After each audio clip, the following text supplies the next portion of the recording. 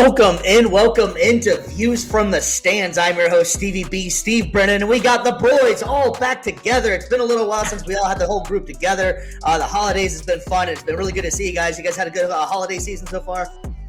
Sir, man. Merry Christmas, Happy New Year, right around the corner. Woo! There we go. Big things happening this year. Anyways, guys, we have a special guest on tonight, Mr. Jeremy Norrie. That's going to be really cool to have him on here. A fascinating guy. He's MMA writer, he's a film producer, all kinds of different things. So we're going to have a great fun time talking to him. We got some college football playoffs we're going to be talking about in a little while later on.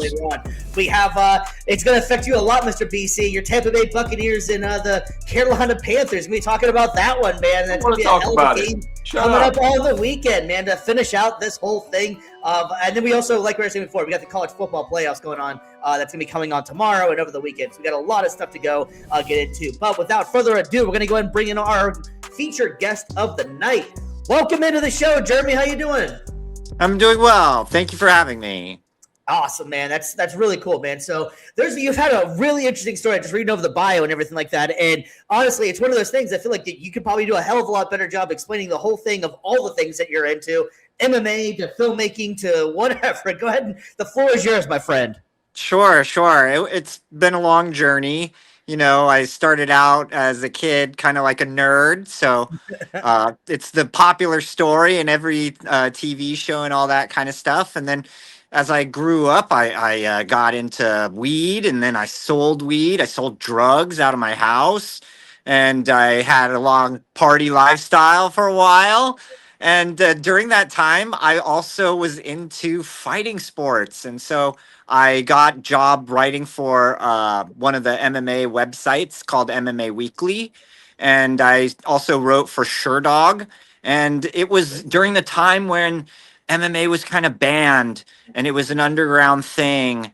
And it opened the door for people like me to be able to write about it and follow the sport and ride that kind of wave with them on the way up as, it became what it is today. And during that process, I kind of took a side path where I was in the cannabis industry for a while. And I did all kinds of things in the cannabis industry. It might be some of my most notable accomplishments. But near the end of that, I was kind of doing events, and I started documenting one of those events, and that led to me becoming a documentary filmmaker, which is what I do now. So, and I do also still produce one cannabis event a year. So I produce all kinds of, I call it being a documentary journalist. I make very low budget films about all kinds of different topics like Bigfoot and UFOs, and also things like martial arts and mindfulness and diet and nutrition, all kinds of topics. So I'm really blessed to be able to have this platform and do all these things and still do the cannabis stuff too. Yeah, I remember I started watching MMA probably like the Tank Abbott days, all that kind of that era, and to see where it's at now, and to see where the Paramount deal is in about a few weeks away. It's about to go live, and they're gonna have to change everything. Do you think it's a good thing that they more access to the sport, or what's your thoughts on how it's changed and where it's going now? Yeah, I think it is a good thing. Ultimately, the idea would be to make it free, right? Some of the biggest sporting events like the Super Bowl are free. That would be the ultimate. But, you also have to make things work. And I think Dana is cutting edge on all that kind of stuff.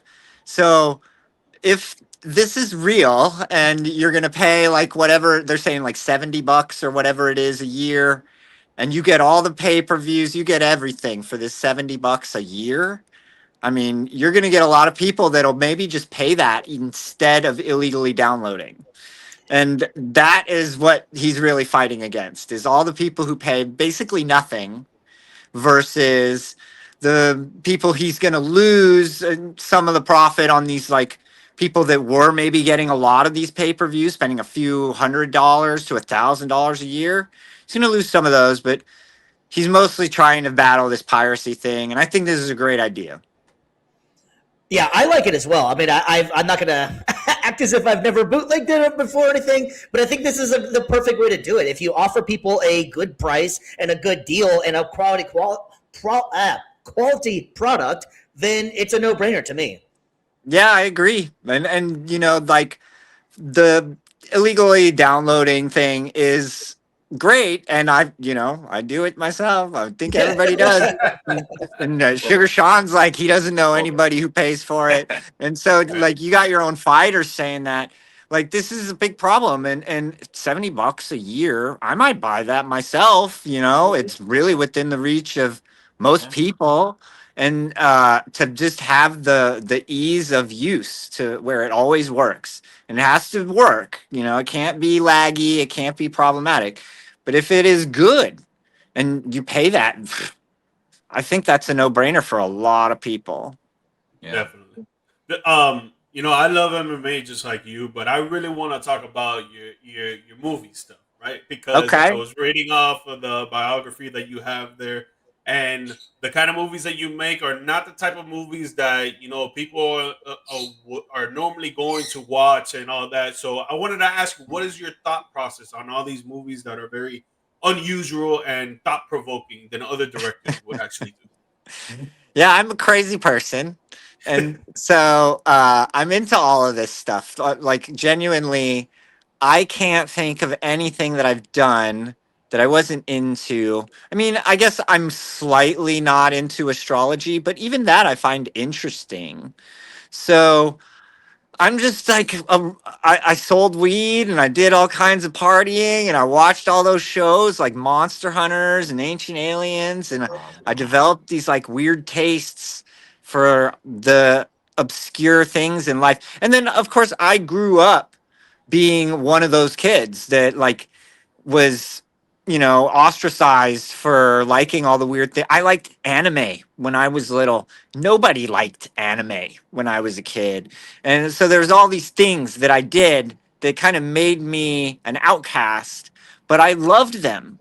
And now it's popular. It's crazy to see how full circle so many of the things that I loved have become. But I've still held on to all those little fascinations about all these things, and I've done a lot in my life, and the thing that I find the most interesting are these bizarre topics.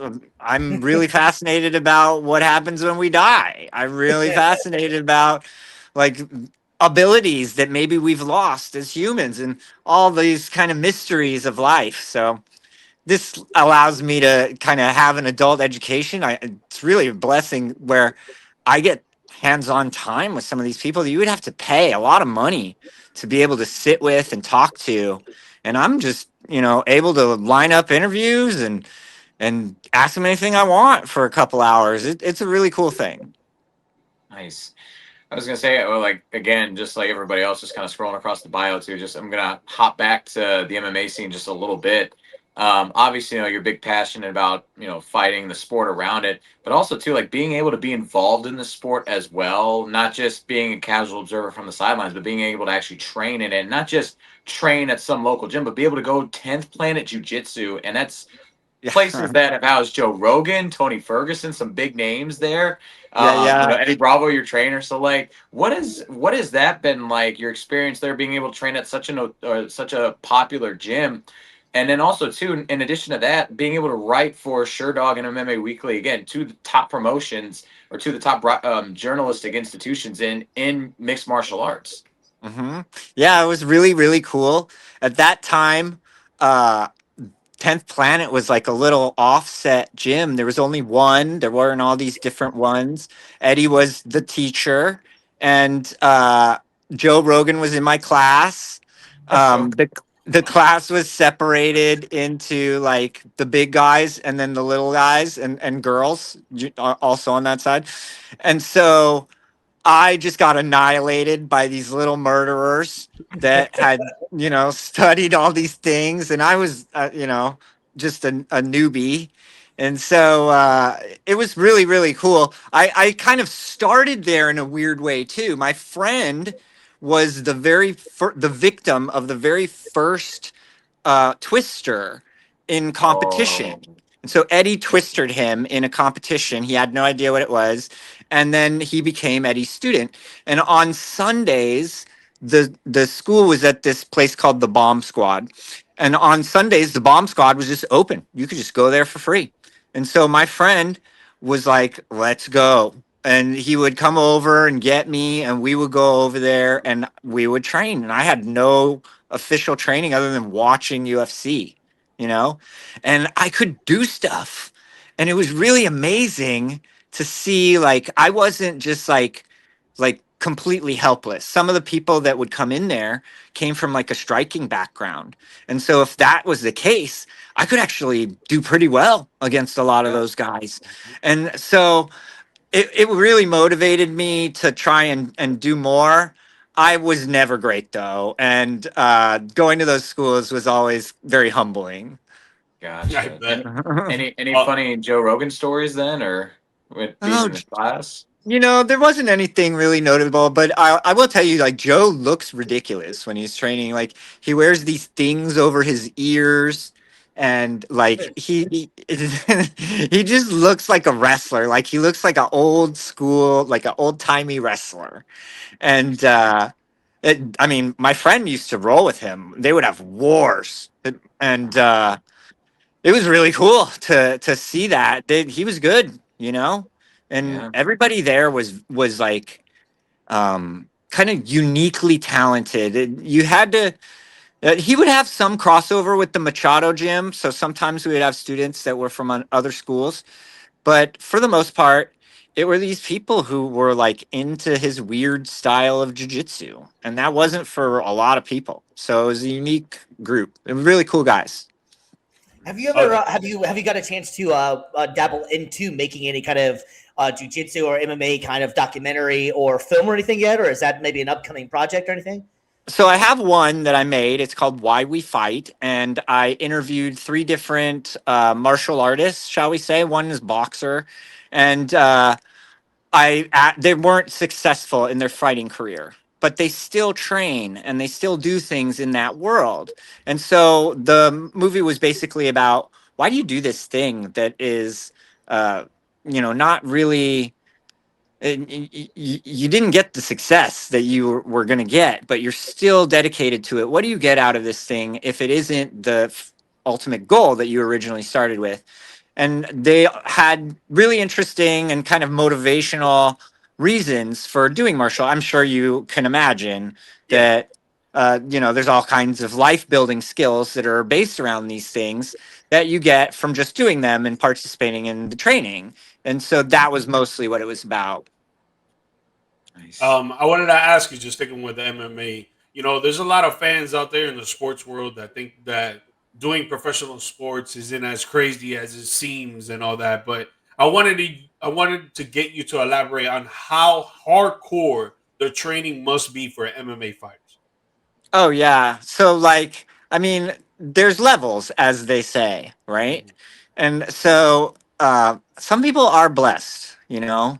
If you're John Jones or you're somebody very special, it might not be the same for you as it is for everybody else. But the large majority of people are just, they're training to a point of fanaticism that seems unhealthy, to where you're like, wow, is this actually worth the goal? You basically have to hate every moment of your life almost, and then you get these brief moments of glory.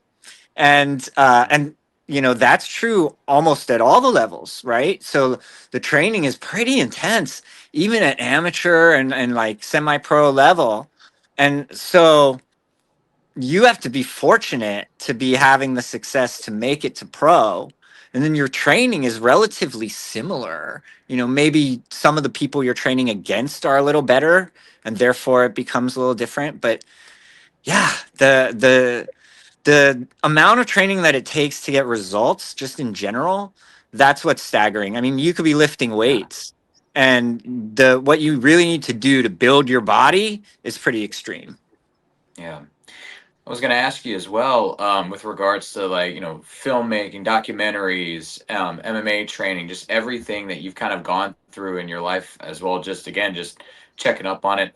Um, a lot of people that have played sports, it's been for them, they go through various challenges and obstacles and things in real life, whether it's, going through maybe financial hardship or going through maybe losing family or friends and stuff like that. They've been able to turn those things into kind of a great tool for them to kind of help overcome those obstacles. What has, I guess, MMA and documentaries and films, like, how has that been like a channel for you to be able to overcome various obstacles and challenges in your life? Yeah, one of the things is facing your ego.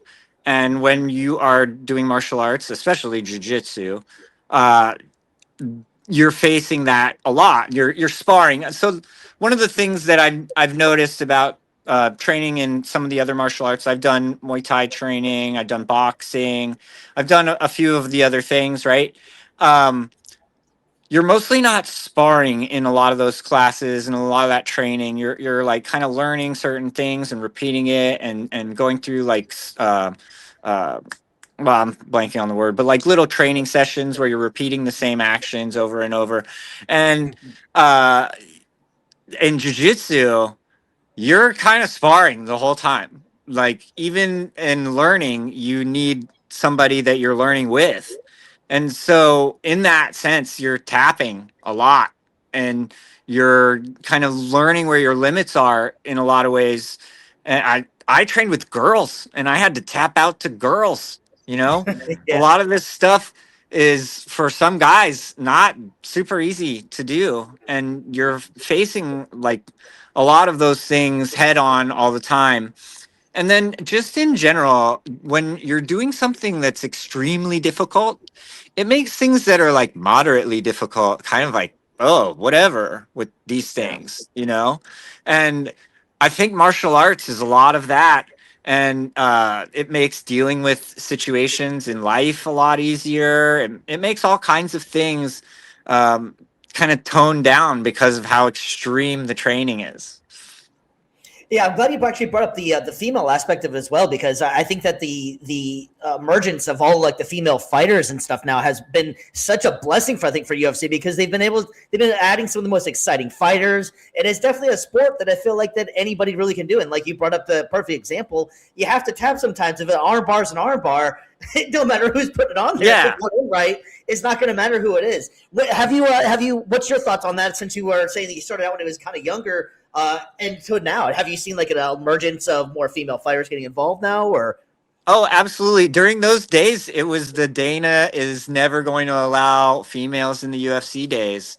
And it was pre Ronda Rousey. I actually saw Ronda fight at a tiny little cage in a parking lot in Reseda. And she had like faked, she had an injured toe and she like weighed in naked so they wouldn't look at her toe. It's like a whole thing. And I think the female fighters is great, but I do sometimes too. they steal the show. I remember the days of Gina Carano, and she was amazing to watch. And training with the girls, I'd like when you're doing a drill with a girl, and the goal is to teach her where that submission is, right? So I'm the crash test dummy, and let her put that triangle on me or whatever it is until I'm tapping and Yeah. be real about it, because the goal here is the same. You're trying to be more efficient at this stuff, and it doesn't matter who's trying to do it. You're trying to help each other. We're all on the same team. Yeah. Yeah. So I Everybody's want to growing. jump back to the movies right quick, because you got the Super Bowl for the NFL athletes when they go and win and they're having this such a great moment, and some of the times they're crying and they're showing all their emotions. Same thing with the NBA. You see a game 7 and one team ends up winning an NBA championship and they're going crazy with emotions. When you see, I want you to describe how you feel when you see your movies come out either on the big screen or even at home now with on demand, how you feel after such an accomplishment of doing such a big project, just seeing put out there for other people to see. So the big one is we have had a few of them screened on in the theater, and that for me is a really really cool moment. I still go to the movie theater all the time. Same. So for me, it's surreal to see something that I made on the big screen like that. And I've been in a couple of the ones that were screened like that. I'm not in almost any of my movies, but seeing myself like that is like surreal. So it's absolutely what you would imagine. It's like this pride, this like feeling of accomplishment. Um, there's levels to that too, you know. I'm still at a very low level of where that is. They're not screening my movies in the AMC with like all the major motion pictures or anything like that. So that would be a whole nother accomplishment. And, you know, maybe that'll happen someday. It is more likely that they would go on somewhere like Netflix or something like that, and that would be a big deal for me too. The biggest place my movies are available currently is Amazon. Nice. So Very that's a big nice. accomplishment, but Yeah. you know, for me, Netflix or HBO would be the ultimate. I love it. I love Yeah. Yeah, Um, that's awesome, man. Either way, I can't say I can do that. yeah, facts. And the last one for me, just a basic generic answer, but I want to know because I feel like as sports fans, we all want to know who our favorite is. Do you have any MMA fighters right now that are your favorites? 1, 2, 3, however many you Oh man, whenever I get put on the spot, I can never remember. Um, the the one that comes to mind, I just love seeing a good fight. So there's certain guys, you know, they're gonna always put on a good fight. Justin Gaethje, I mean, Hmm. every fighter's favorite fighter, right? want. There's guys like that. I like Michael Chandler. You know, when you're fighting and you're just throwing down like that, that's what I'm looking for. So if you're the type of fighter that holds or you know, is very strategic and uh, dare I say, boring. That is not my style at all. Yeah. And for me, I understand both sides. You know, like I respect the martial arts. I came from the days where it took Hoist 30 minutes to set up a move, Hmm. and I get all of that. But Mhm. where we're at now, this is entertainment, Yep. and I'm tuning in to see fireworks. So I don't only follow the UFC, I follow BKFC. Probably my favorite is Glory, kickboxing. I actually flew to Holland in June to see Glory 100, and I caught Rico Verhoeven's last kickboxing fight before he's coming to the Glory's UFC. intense. That is intense. That's a whole nother realm there too. Just some of those Yeah. fights. Absolutely. I mean, kickboxing is another world. I have no idea how it is not more popular in the United States. I think it's Mhm. just because everybody's a foreigner, but wow, it's my favorite. When you get a good kickboxing event and some of these good kickboxing fights, they're wars on Yeah. another level. Mirko Check it Krokop out. in kickboxing, that dude was a stud. Left foot hospital, right foot cemetery. Like, oh my goodness. Yes. Love that dude. Mirko is my favorite at that time. I loved Fedor, but I Mhm. was a Mirko fan. Yeah, Yep. I think that just the way like he just walked to a ring and he was just like he was just cold. Like you couldn't Ah, phase him. He's just so stoic and he just you just get chills having to stand across from him. yeah. Yeah, it's kind of interesting as well. Is that Perea technically his background it was in kickboxing really, but he's such a known as a boxer. That's how he's been doing it lately. He's just been laying guys out, but technically he's a kickboxer as well. Oh yeah, and he was very impressive in Glory. He was a two division champion, and he had the same effect. You would hit people in Glory with those big gloves on, and they would react like it was different, not like getting hit by anybody else. So Mhm. really impressive guy. But I also like to point out, like Rico Verhoeven is almost 300 pounds.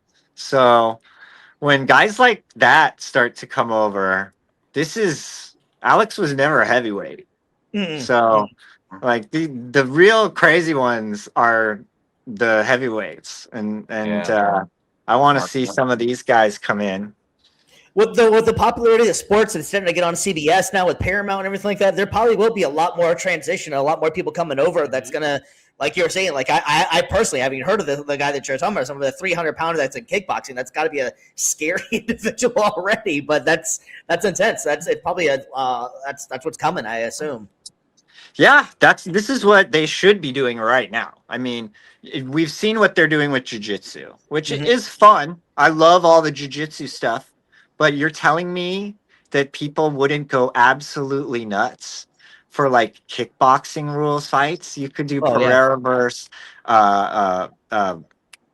Adesanya, Oh my kickboxing rules. gosh. Like you could do so many crazy things with these guys that you have. Right, And and the tournament styles they do as well. They do more like the Grand Prix and stuff, so it's not like it's it'd be definitely interesting to see. that's my It, favorite part about it is UFC used to be tournaments. And so Mhm. Mhm. that part is gone. I can't even think of the last time they've even attempted something like that.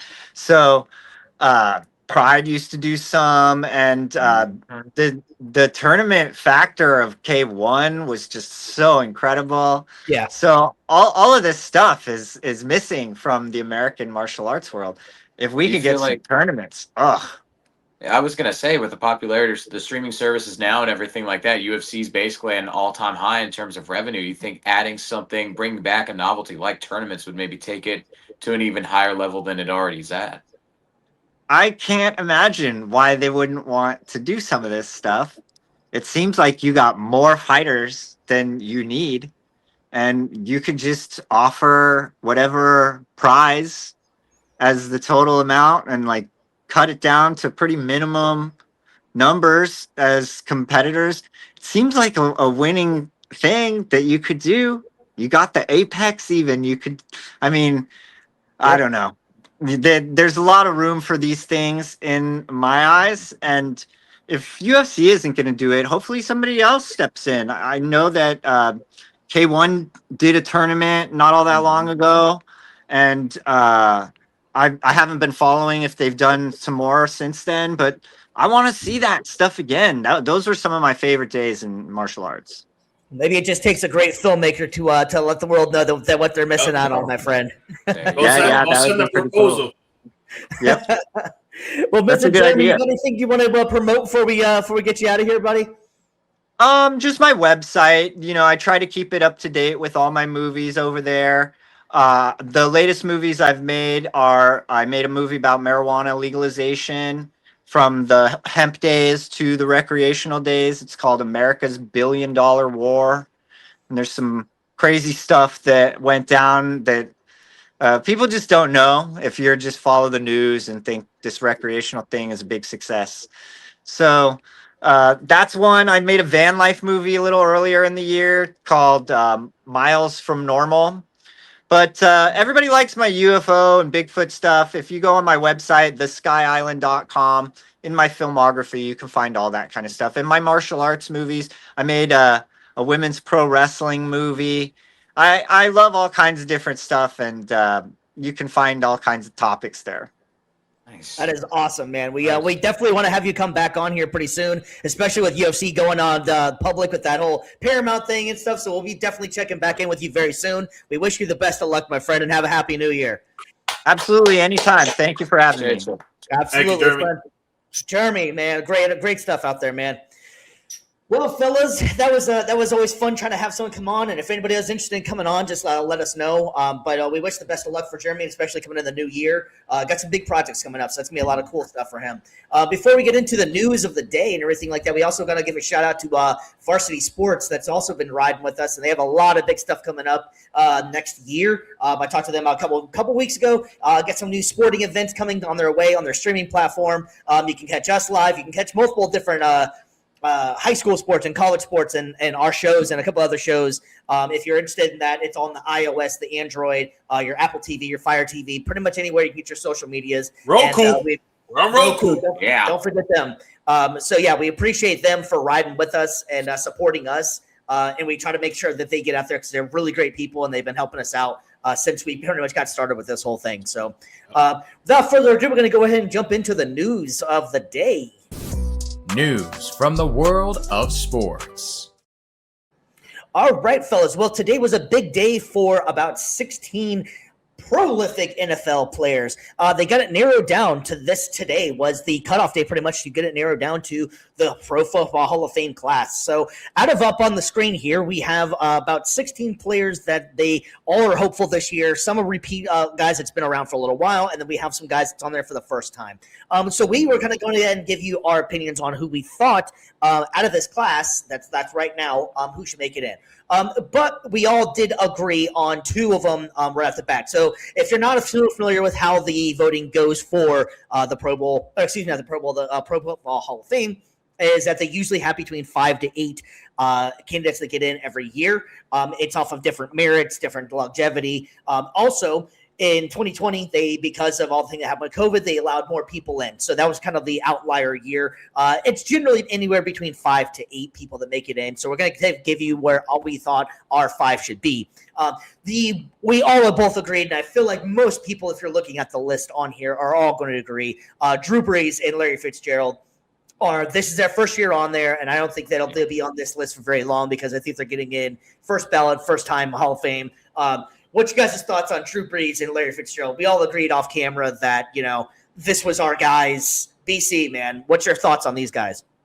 These guys were basically top 3 at their position for well over a decade. And they were offense. If they weren't in the MVP running, which unfortunately, Drew Brees, I think his biggest shortcomings that he never won MVP in his career. He was offensive player of the year. He was always that number 2 guy behind the Peyton Mannings, the Tom Bradys, but he was one of the greatest prolific passers of really of all time. Highest completion percentage, one of the highest completion percentages of any quarterback, and at such a small stature. Like, he could just get the ball out to his receivers where they needed it to, and he was responsible for, I believe, the majority of the 5,000-yard seasons in league history. And then Larry Fitzgerald, hands like glue. One more you need to say. You threw it to him, he was going to catch it. There was nothing you were going to do to get it out of his hands. So, easy picks. G-Mike, do you think that Larry Fitzgerald, obviously you're going to come up with, he had all the accolades and stuff, but never got the ring. How much do you think that matters in these situations, especially like a first ballot guy? It matters a lot because at the end of the day, it's all about winning, right? No matter what anybody tells you, these players will tell you, and they'll tell themselves. At the end of the day, it's all about the dub. You see it in the NBA, you see it in the NFL, you see it in the MLB. Doesn't matter if a dude is putting up a 45-point game, 50-point game. It doesn't matter if a dude is throwing 6 touchdowns, 7 touchdowns. It doesn't matter if a dude hits 3 runs. If they don't get the win, they're not going to care, and they're going to go home still sad no matter what the accolades say, right?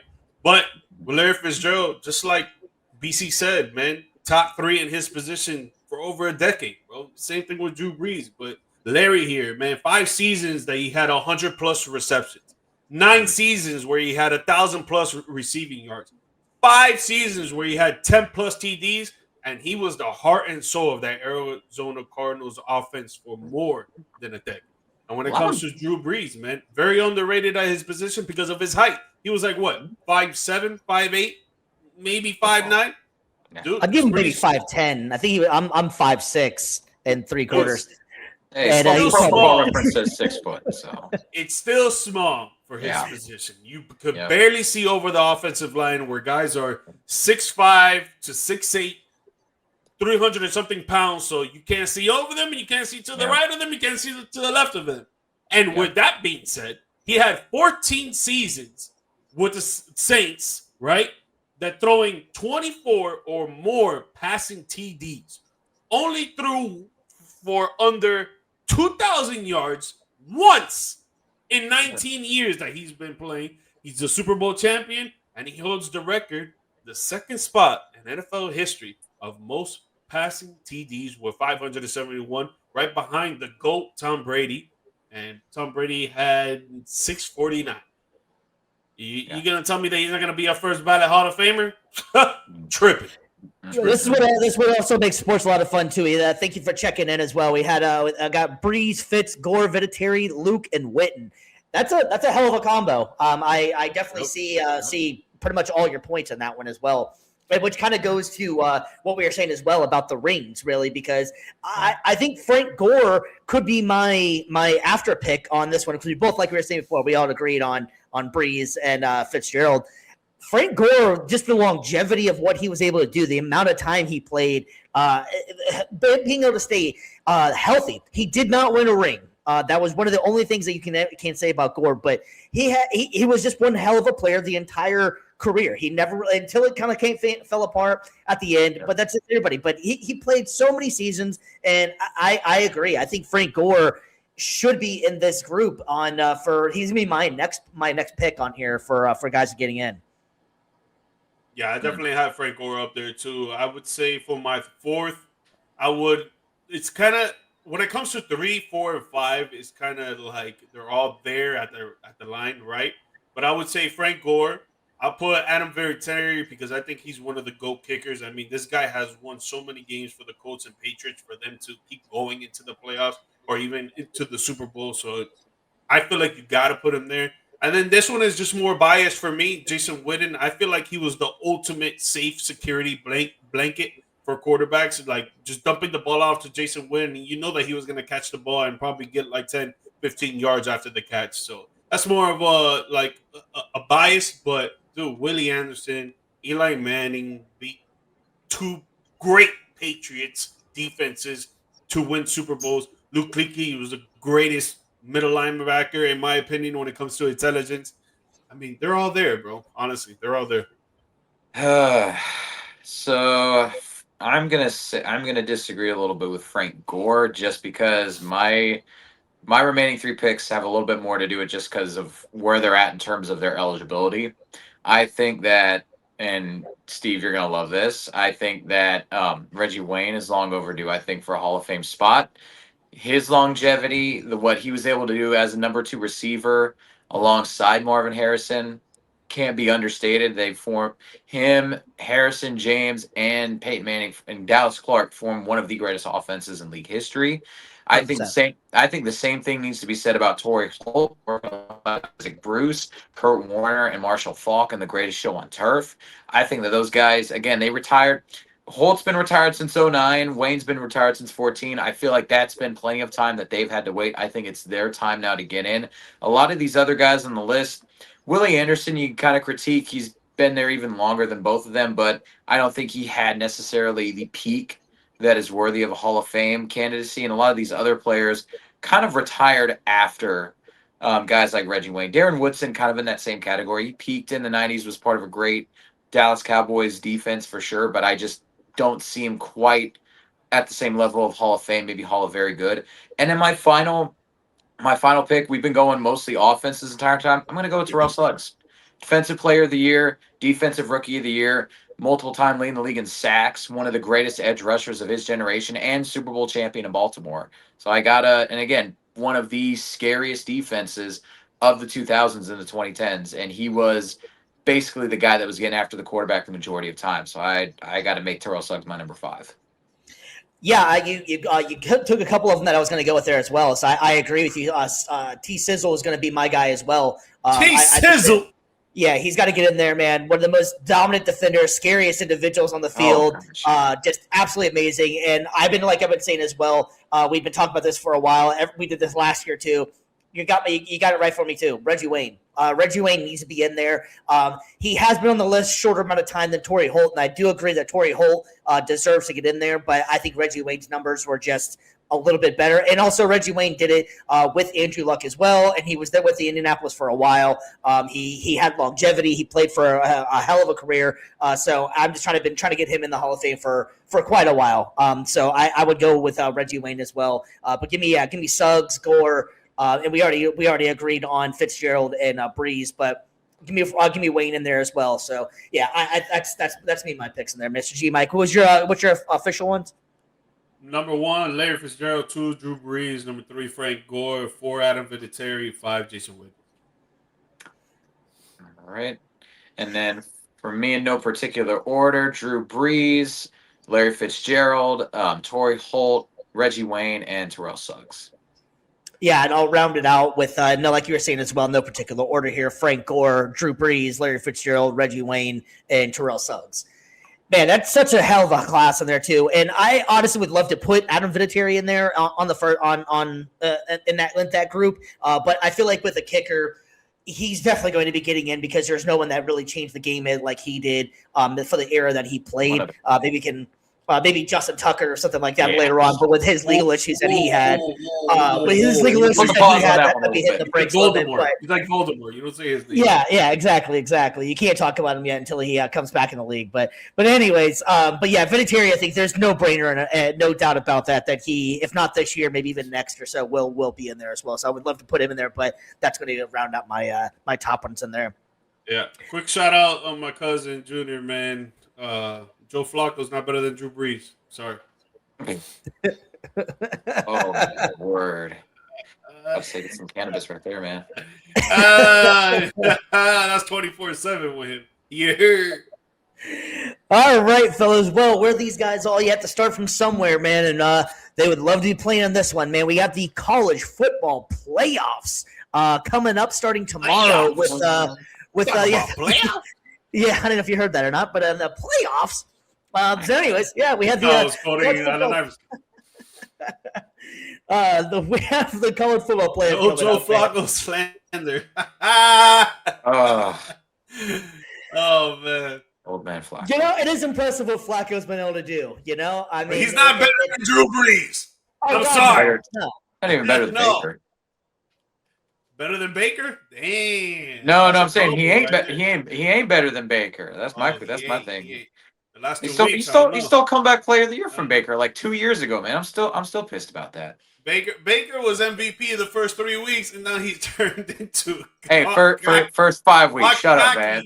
That's the whole team, man. Can we get to that later, please? No, we're gonna get into that later. Please. Go. Oh. Yeah, so like we were saying before, we have the big games coming up this weekend. The New Year's traditions, man. We have the college football playoffs going full swing here.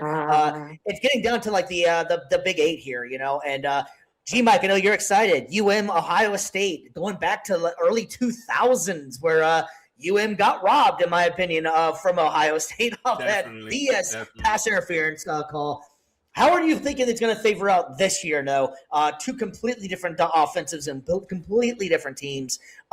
What's your thoughts on how this is going to play out here? Miami, Ohio State. Man, I love the U, man. I love man. Big Ten fan since I was been a kid, bro. And I wish I was more confident in this matchup, man. It's just I can't think of any situation that Carson Beck can lead this offense over a great Ohio State defense after what I saw last week against Texas A&M. I just can't see it. I can't see him going out there and throwing 3 touchdowns, or if not throwing 2 at minimum, and us having at least 1 rushing TD, because we're going to need at least 21 points to be Ohio State, because our defense is solid. Our defense is really solid. Like, if we had this year's defense was last year's offense, I think we win it all day. I think we go all the way to the championship, and I think we win it 100%. But this offense with this defense, I think it's just going to be a letdown, man. We're going to be able to stop them the first half, bro. Second half, it's going to get a little bit tired, man. Defense is going to get tired. They're going to be out there so much on the field because our offense is not going to be able to do shit except a little bit of running game, which I think would be in the first quarter and the second quarter, the midway point of the second quarter. Then going into the half, we're going to be slowing down, but it's not going to be enough for the second half, and I think Ohio State is going to beat us by 10 or more points, man. And it sucks to say, man, because I wish we could beat them, bro, but Ohio State, they're number 1, man. I know they're number 2 right now, but in my eyes, I really think they're number 1. I think they're over Indiana, in my opinion. Yeah, I'm going to take Ohio State in this one as well. I don't think that it's going to – I think it's going to be Ohio State's going to run through them, I think, honestly. I think Ohio State's just complete on all levels. I do agree with you, the defense. Miami's defense is very good, but I think you nailed on the head that I don't think offensively they're going to be able to hang with them, and I think Ohio State's going to show why they deserve to be in the spot that they're in and possibly even be the number 1 overall seed. Yeah, I think that, like you said as well, like that first half, I think it's going to be a pretty close game relatively, but then that second half starts coming in. I think Ohio State's going to dial it up. They're going to be way more aggressive on offense, and I think that's just when you're going to start seeing the game slip away for the Canes, unfortunately. Yeah, it's going to be interesting as well, you know. So I think we're all going to pick Ohio State in this one, and I kind of I hate to be that what they call it, chalk picks or something like that. But I really don't think that this week. I think there are going to be some interesting games. But looking at all of these overall games, I think Indiana is going to dominate Alabama. Alabama was impressive last week, though. I will give them credit. The offense came, and they couldn't get anything going at first. But I just think Indiana's story is there. They got the momentum going, and I like what they're doing. Heisman winning quarterback. I don't think Alabama's going to hang with them. I think Georgia's going to dominate Ole Miss as well. And I'm going to take Texas Tech over Oregon in this one. I think Texas Tech is also Texas Tech's been a great team this whole season. And I love this. I love the idea of that. They basically got all their NIL money and was like, why can't we be a part of this? And so they turned around and did it. And it's great to see them at this position right here. So yeah, I'm kind of going chalk picks in this one. I hate to be that guy, but I don't think there's gonna be very many upsets going into this. BC, what's your thoughts, man? I would tend to agree on most of these. Again, I think Bama and Indiana is going to be closer than I think a lot of people are thinking it's going to be. But I think Fernando is going to just, show why he's the Heisman winner. I think he's going to just come in clutch. He's going to be composed. I don't think he's going to commit many mistakes, and that's going to be the difference in the game. Georgia, Ole Miss ain't got Lane Kiffin. They're getting the break speed off of them in this one, and it's going to be the tails all the time. Coach calls it quits, leaves, and his team just gets absolutely dog walked in this one. No pun intended, obviously, for this game. And then I've got Oregon beating Texas Tech in this one. I think that Oregon's just played stiffer competition. I think that more battle-hardened season that they've had to go through is what's going to take them over the top. And I think if I had to pick the closest game in all of these, it's probably going to be this one, but I'm still going to comfortably take Oregon, though. Yeah, I can't confidently say that Texas Tech is just going to take this game and roll with it. I think they're going to make a lot of mistakes just because they haven't really been there before. I know the NIL money really made a difference for them this season, 100%. Like it really flipped their whole organization around, their whole team around. But I just feel like Oregon, obviously new kids, new players and stuff like that, but they've been there before. And I think that the coaching staff will have that experience and then it will excel over that Texas Tech. But, man, if Lane Kiffin was there, man, I would pick Ohio. I would pick Ole Miss. I would pick Ole Miss all day if Lane Kiffin was there. Man. But I agree with BC. For him not to be there, for them to have a different head coaching, the guy at the realm, the guy, the head of the snake, not to be there, and the head of the snake has been cut off, I don't know, man. I don't know. Yeah. I just can't see them without him. I don't see them being a tough Georgia squad that's been tough for the last 5-6 years. Yeah, I am taking Georgia in that game as well. I mean, you could also play that up that the players, he left the players, and the players want to prove that it wasn't all just Lane Kiffin. So they could have that, extra fight in them. But I think overall, I think Georgia's just too battle tested. Kirby Smart is a fantastic college coach and just could have been a fantastic coach at any level.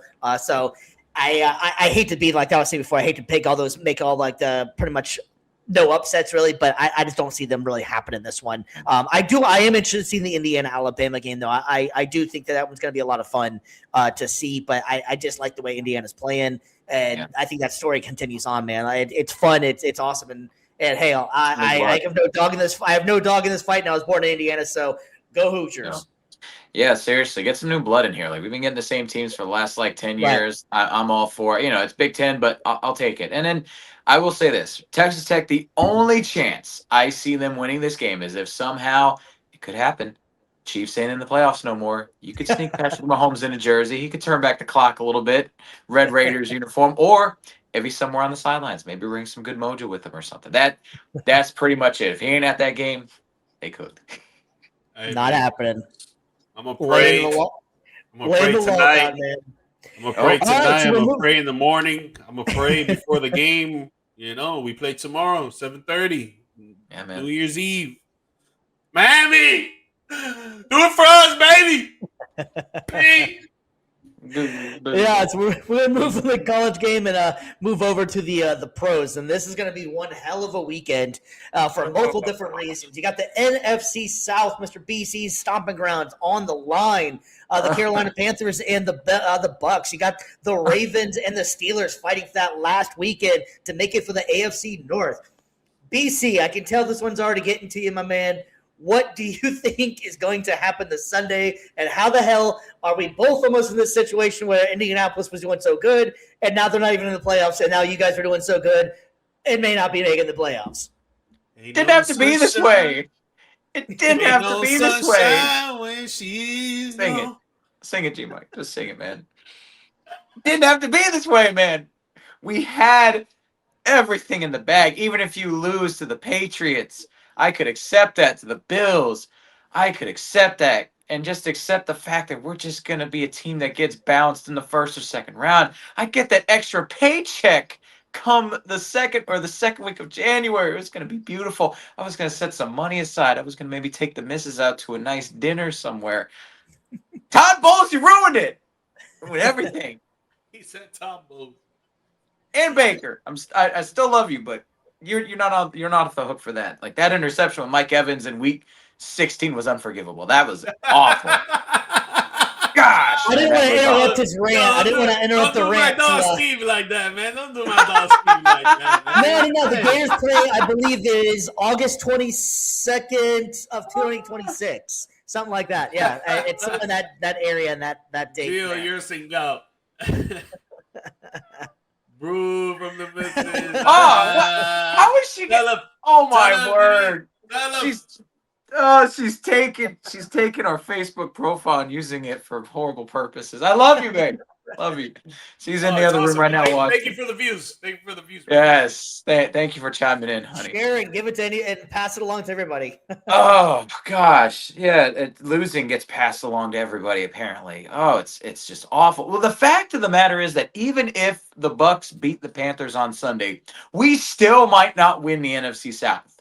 Because if the Atlanta Falcons beat the New Orleans Saints because they somehow pulled off a miracle against MVP Stafford and beat the Rams, we could be in a three-way tie with 8-9 records, and we would lose the tiebreaker to Carolina. If that happens, I better not hear any Bucks fans saying that Todd Bowles should be back this next year. If we do not make the playoffs, even if we win 8-9, even if we get in the playoffs, you get bounced in the first round like that. This season has been abysmal. To go from 6-2 to 8, or to go and then 7-9, and you're on the outside looking into the playoffs. You have lost the locker room on so many ways, my guy. And I'll just keep it at that. But that's embarrassing. And if you're the player. The question is, yes, do you think you win on Saturday? I think we do because it's at home. I know that obviously we've had our struggles and everything. We're not playing in the creamsicle jersey, so that little aberration against the Falcons, that's not happening. All right, we're fine there. But I do think it's not a primetime game, so the lights aren't on as bright, which that's just really deflating. It is primetime because it's on Saturday.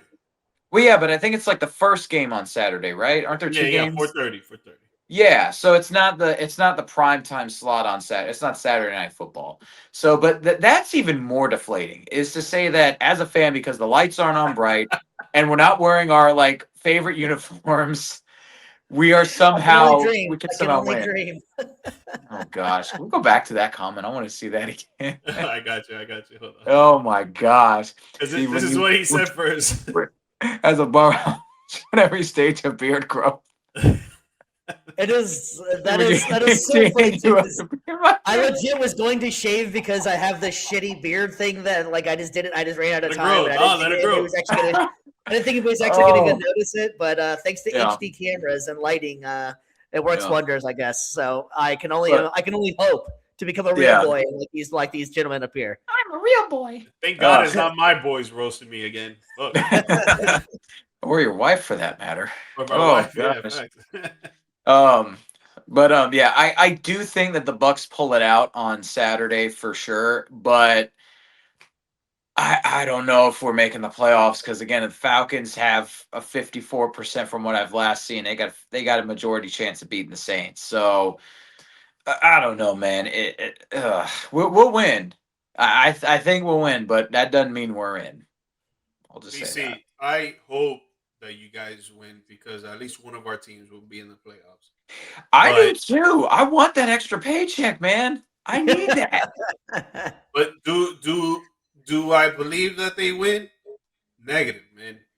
Dude, that defense has just been so atrocious, and Yep. your rush defense has been bad as well. And Oh this is yeah. a perfect opportunity for Rico Dotto and Chuba Hubbard to split carries, and both of them still put up 100+ yards and Well, a tutty. And well, then they were if that basically doing that happens, against us before. that means that Bryce Young is going to have a great game on not so many passes thrown, but his completion percentage is probably going to be over 75% with one TD throw, no interceptions. And it sucks to say, man, because I really hope that you guys win. Again, just like for your sake, that you get a team in the playoffs. At least one of our teams gets in the playoffs. Because right now it's looking horrible. But bro, that defense, man, has been disappointing.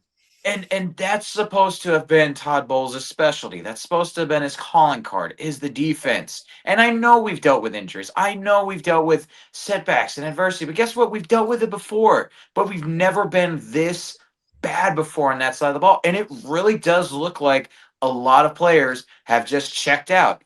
You've seen Mike Evans shouting 3rd and 28 after the Falcons lost. You saw Vita Vea and Antoine Winfield Jr. getting on Hassan Reddick. People, it just looks like they've checked out. So I want to believe that they can get that win, and I think they could at home because it's everything is set up for them to win.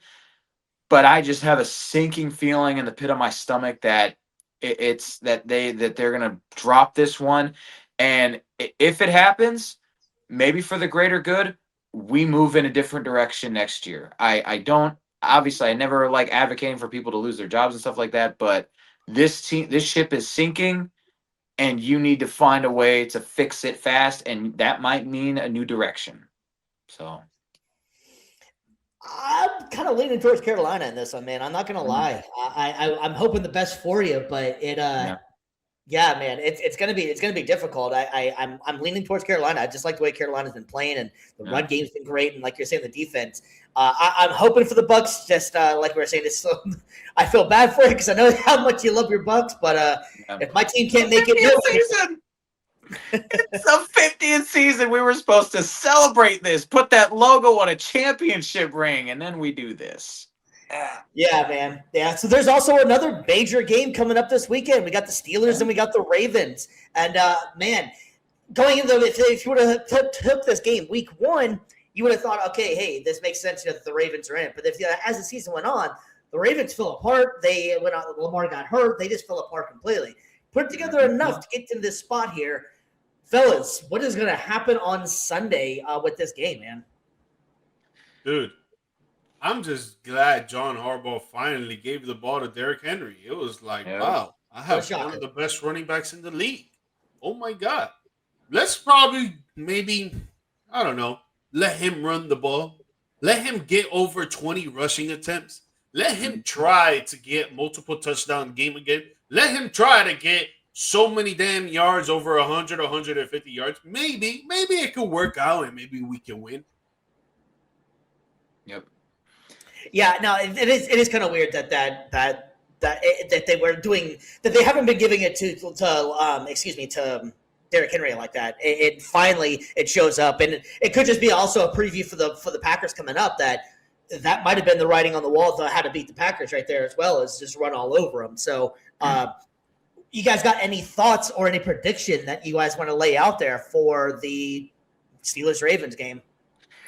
I think because obviously Lamar's status, from what I've seen, is to be determined still. Like he's still, I don't think it's been confirmed yet. So I'm gonna go with maybe it's not so bold, but I feel like he's gonna sit and like G Mike said, they're just gonna go all out on Derrick Henry, and I think he's gonna do just enough to be able to grind out a win for them, and it's gonna be all because of him. I think that he's going to be the offense in this game, and I think that it's gonna be probably like a 13-14 point type of game for both sides. I agree with that last part that you said, that they're going to go off of him and try to get him to do everything 2 weeks in a row. for sure.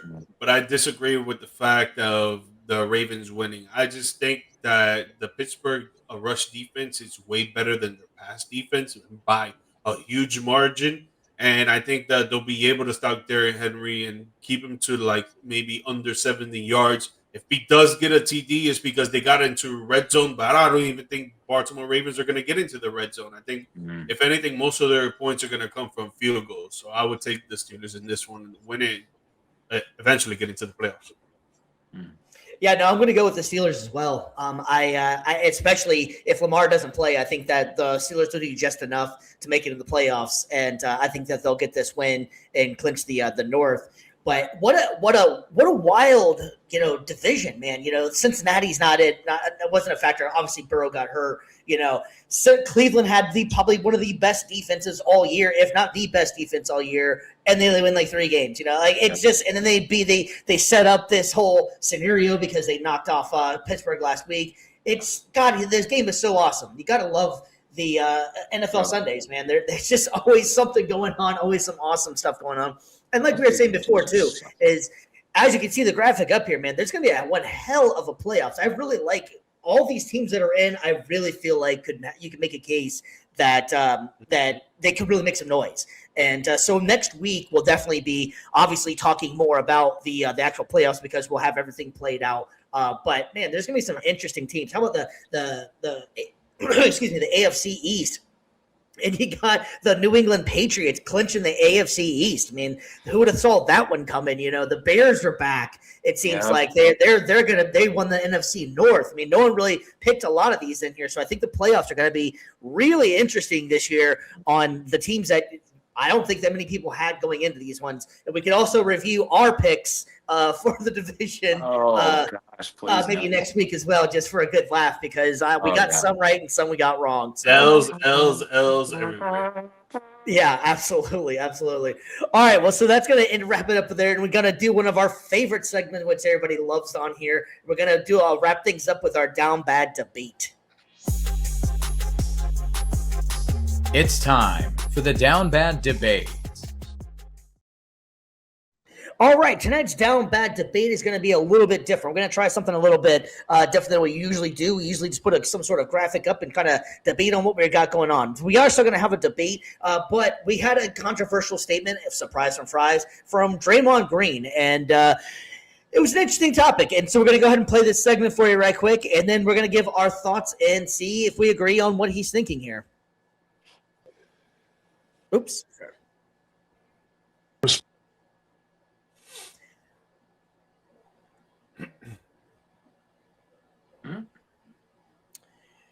Take it away, Draymond. About time now, thanks. How great playing on Christmas Day is, how much of an honor it is. And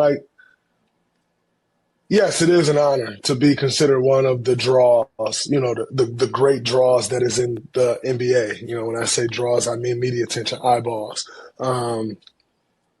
People wanting to see, people being interested in the particular team is great. To play on a day where everybody's watching, it's incredible. All of those things are great, but 2 things can be true at once. Playing on Christmas Day also fucking sucks. And the reason it sucks is, number one, what I just said, it can affect your mood. Number 2, we are human beings, and just like everyone else, enjoy Christmas Day with their families. That kind of gets messed up for us in their homes or on a vacation with their families making memories. We don't get that opportunity. So I hate when people are like, oh man, it's an honor to play on Christmas Day. People should shut up. Like, no, you should shut up, because whether you played on Christmas Day or not, I don't really care of the perspective, whether it's the perspective of someone that played on Christmas Day or someone that has never come close to playing on Christmas Day, or an NBA game for that matter.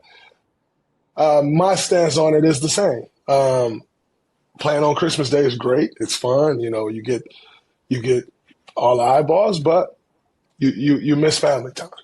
And so for all of those that you should be honored to miss your family time, honored to miss your kids opening gifts, honored to leave your kid and go to work, because no one works on Christmas Day. So we're going to work, right? So everybody say, oh man, it's this great honor. I just want to give you a little perspective right. Well, Draymond Green always has something to say. Mr. G. Mike, you found this one. What's your perspective on this one? Does he have a point? Is he speaking the truth? Is this something you agree with? I agree and disagree at the same time. I feel like, and I must just speak from the disagreement side first because of the experience that I've been in. Yeah, I've never played an NBA game, and I probably not probably I will never play an NBA game for sure. And that's something that people that haven't played in the NBA they can't really speak on. That they say you can't really speak on, but I feel like you can just because you don't have the same perspective as that person that's in the game. You could have your own perspective as someone out the game and just watching the game, right? I've worked on Christmas. It definitely sucks. It's just not the end of the world, right?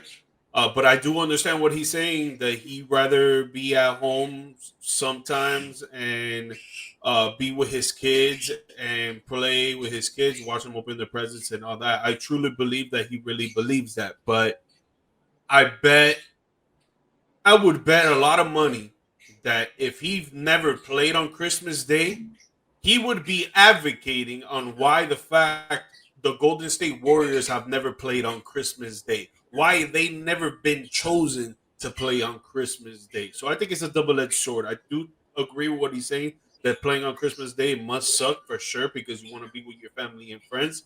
But I'm pretty sure that he would want to play on Christmas Day before he's ever played on Christmas Day, that he would want to play that day because it is a special moment. Like, yeah, the NFL is trying to take over Christmas now for the last 3 years, but the NBA has always had Christmas Day. It's always had 5 or 4 games going throughout the day, and people love to tune in and watch NBA on Christmas because they're at home watching these professional athletes go around and dribble a basketball and try to make some points and put it in the hoop. But I really believe that there's a double-edged sword to it. I do think that he wants to be at home with his family and friends and watch them open up gifts, but I am pretty sure that he loved the experience on playing on Christmas Day as well. What's your thoughts, BC? So I tend to agree a little bit more with the humanistic side of Draymond. As far as for me, I've never really worked on Christmas, especially in sports though too. Especially like most of the teams I played for, they haven't had that marketability to be able to play on Christmas Day, so it's kind of been a little bit of a blessing. Some people be like, "Wow, like that sucks," like you never get to do a Christmas game. But for me, I love being home with my family on Christmas, even at other jobs where you would have to work on Christmas if it's a weekend, like at Universal. I make sure that I take that day off. I make sure I take Thanksgiving off. Just because for me, it does mean that much, and I think that it's something we can't really go back in time and kind of fix because your grandparents will say, well, back in my day everybody took Christmas off, everywhere was closed across the country. And for me, yeah, I would say I think that that's a beautiful thing. Like, yeah, everybody just put down work for one day, go home, be with family, be with friends, just be with people. Even if maybe you're far away from your family and you can't go home and visit them, see if there's somebody that will invite you over. Just be around people, there's just something beautiful about just being able to spend time with the ones you love. So for me, I definitely do understand where he's coming from. And again, like you're saying, G Mike, I do think you are right as well. Where if he had never played an NBA game on Christmas Day, he might probably be curious about what's the novelty, what's the curiosity about that. I've never done this before. But I think because he has done it for so long, and it's just kind of now him and his team, they're just kind of seen as an attraction. It's like, why do I keep doing this thing where I'm missing time with my family? And for what?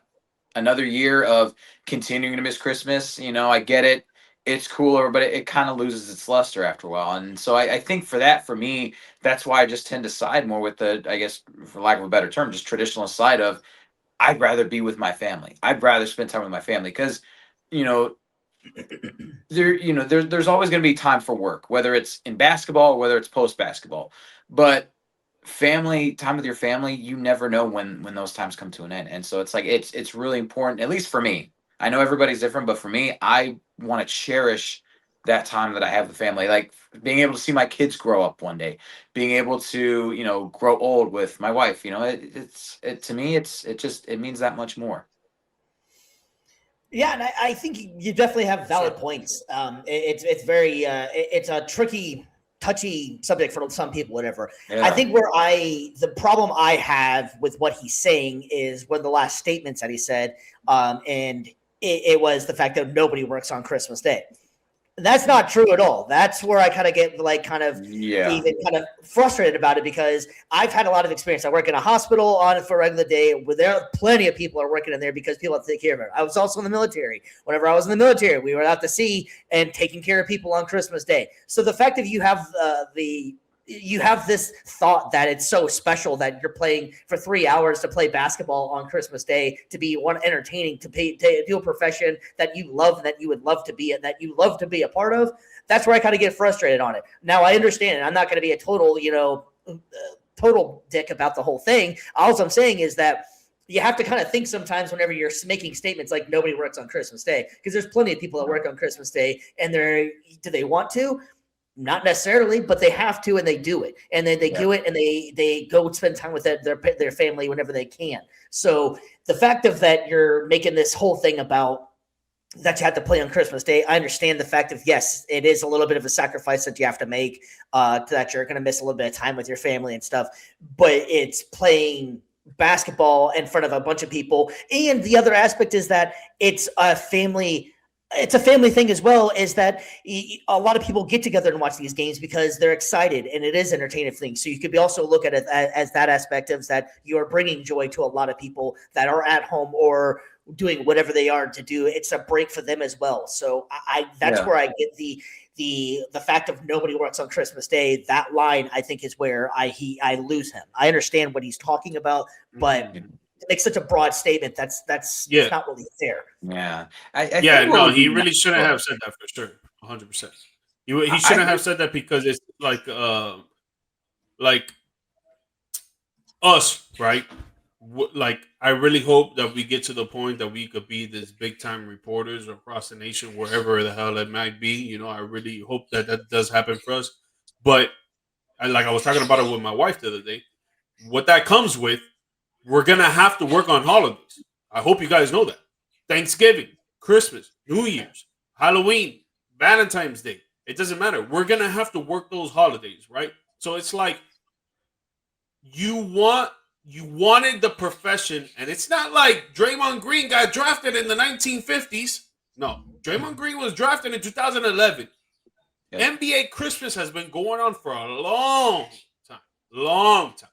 So you know what you signed up for, and it's a very high possibility. If you think that you're a great player and you're going to be on a great team and you think you're going to win championships, that comes, excuse me, that comes with playing on Christmas, because you're going to be one of the top teams that they're going to choose to play on Christmas. So I know what he's saying, that it sucks.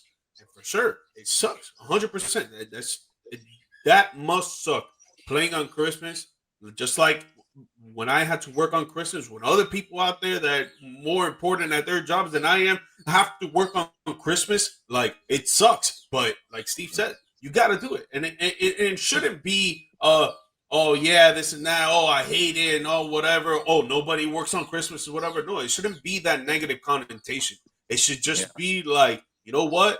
I'm on a grateful platform, on a grateful sport. I'm grateful to be on a good team that they want me to play on Christmas. You know what? I'm going to be grateful about it. Yeah. Well, and I think there's ways, though, too, that you can maybe help mitigate some of, I do get it that, you're going to have people are going to want to see the big teams sometimes, but have teams on rotations every few years or something like that. So then that way, maybe some players get it off, some players work it. So that way it's kind of spread out a little bit. Maybe have the players' families be able to kind of come together and go to the games. So that way they can at least have their family with them. They're not that far away from them. Just stuff like that, where you can kind of help have a little bit of bring some of the holiday cheer back to the players. But like you guys said, though, too, it's not just the players that are there. You got to think there's commentators, that are commenting on all the games. There's camera operators, there's engineers, so many Concession different stand. people.